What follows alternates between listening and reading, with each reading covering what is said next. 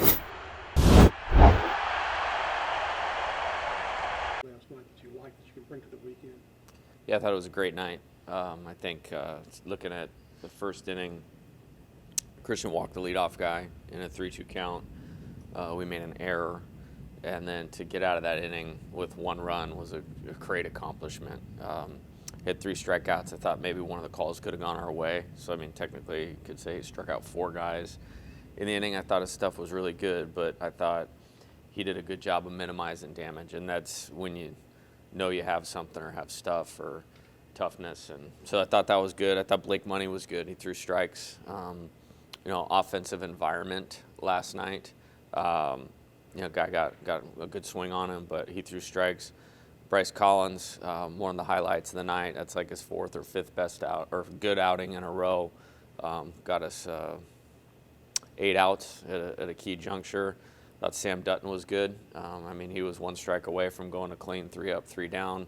Riley got us to the 8th, and I thought Thatcher in the 9th. So we're going to need all of them, this weekend and beyond. And I think there's a lot to draw from last night. Can you talk about Bryce a little bit more and maybe how he's progressed? Yeah, I think, coming off the Tommy John, he'd missed 2 years, which would have been 20 and 21, and most of 19, frankly.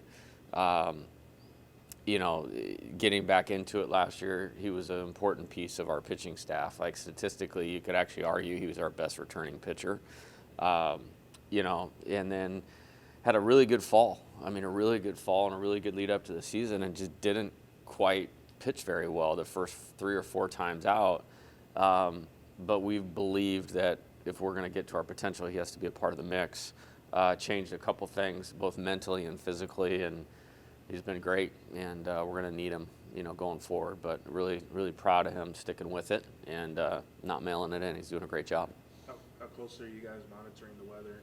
Doesn't look like it's going to be a great next couple of weeks. That just seems to be the way it's been for a month. Just hopefully there's a window to play 3 games. We'll do everything we can to play those games. I got some positive info on game time tomorrow night, so I think that's good. And then we'll see on Friday. Maybe looks like the better day of the weekend. So if we have to play a doubleheader, we'll look at doing that. Any updates on Garrett Edwards or Chase Shores? Nope. They won't pitch this weekend. I can tell you that. Yeah. But Aggie, how's he doing? Today's an important day to see. Today's an important day to see where he's at for the immediate. It's been good progress. He's trying like heck to get back. We need him back. Like I said, he's one of our best pitchers, and he's only pitched 6 times, and he's only pitched twice in SEC games. Hamstrings are tricky, and we just gotta get him out there. But he's going to throw today, and kind of see how the ability to move around, get off the mound, which is important this weekend with the style of baseball that Kentucky plays, to see if we can trust him to do that and not get hurt when I say trust him to do that. What have you learned about Kentucky these past couple days? Really good identity. They know who they are, and they play to that well. Known Nick for a really long time. He's a really thoughtful guy in terms of how they put together their program, their roster, how they play, the things that they do well. They bunt as good as any team that we've played since I've been here at LSU. They do a good job with the running game. There's literally no holes barred on that end, so we have some things that we need to do to control that, which we have been very good at this year, both in handling the inside game with the bunt, and we're very tough to steal on with the combo of our pitchers being quick to the plate, holding the ball, catchers throwing well. We're going to have to do that well this weekend. On the pitching side, very in a similar manner, they do a good job. Each guy does a good job of executing what they do well. Like, if you don't take good at bats, then you give them a way to execute what they're trying to do. So we need to be on it, like we were on it last night. We're talking with Griffin in a minute. Just what has he done in the last month or so that has really fueled this emergence here? Yeah, it's a combo of things. He has really good ability. You start with, I don't think he's going to pitch at 95, but I've seen some fastballs up to 95. consistently lived between 91 and 93. He's got the big breaker. He's got the change. But, I mean, he doesn't take the mound or like a freshman or a young player. I mean, he's incredibly poised, pitched in a lot of big games in high school. You know, kind of one of our sayings, the situation never gets bigger than your plan. He's maybe the best example on the team of that. And, you know, thank goodness he's here, and just one of those guys you can't wait to put in the game right now because the trust factor is really high. We have 70 hit batsmen, is that right? I'm sorry? 70 batters have been hit this year? By us? Or No, we? Kentucky's offense. Oh, yeah. Like I said, that's part of that, whatever you want to call it, small ball identity, you know, all those types of things. They did a really good job in the transfer portal and volume and the types of players that they got. It's a relatively new team, position player-wise, but they're all very old. And you can see they're only about winning. You know, nobody's worried about getting drafted over there or doing anything. They do what they need to do to win, and have done it very successfully. How much does Paxton's injury sort of hurt the defense moving forward? Well, it hurts our team because he's a great player. I mean, and you know, I mean, he's one of those guys, and we have a few of them on the roster that they kind of win the game by themselves, you know, in terms of their performance. You know, so I mean, he was in a lot of pain. You know, I mean, it's a hamstring, same thing. It's a high hamstring, so I guess if there's a silver lining is those typically heal faster than a low hamstring. So he's twitchy, he's bouncy, so sometimes it's like those really elite sprinters that'll pop or come apart, and we got to get him back because we need him on both sides of the ball. Is there any thought in starting Alex Milazzo at all this weekend?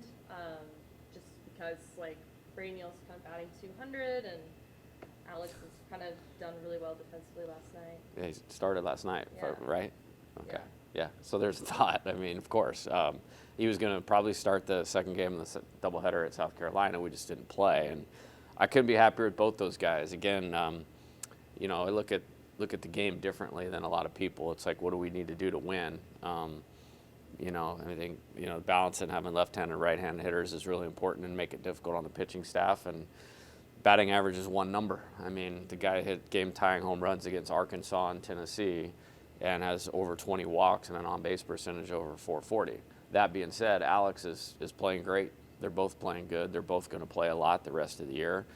If it's a question of, you know, maybe is there more time for him, I've never not thought of him as a starter too. So, yeah, I mean, I guess the answer is yes. But like I said, I mean, he played last night. So, yeah, I'm very, very happy with both those guys. Really? Sorry, we talk about him a lot. I'm sure this has been asked before, but what is the Paul Skenes done for this program? Yeah, I mean, just from a chance to match up, you know, this is, again, the pitching staff did a great job for what we had last year, but I literally don't know that we had a talent advantage in one pitching matchup through the entire SEC schedule last year. When he's on the mound, we have the talent advantage. And his baseball or pitching improvement is something you could pay attention to. He's better than he was last year at Air Force or in the summer with Team USA. But just on the person side of it, like, you know, it's really hard to quantify. You know, having player leadership, a lot of people will talk about how important that is. It's a lot easier said than actually to be done and come to fruition and have impact.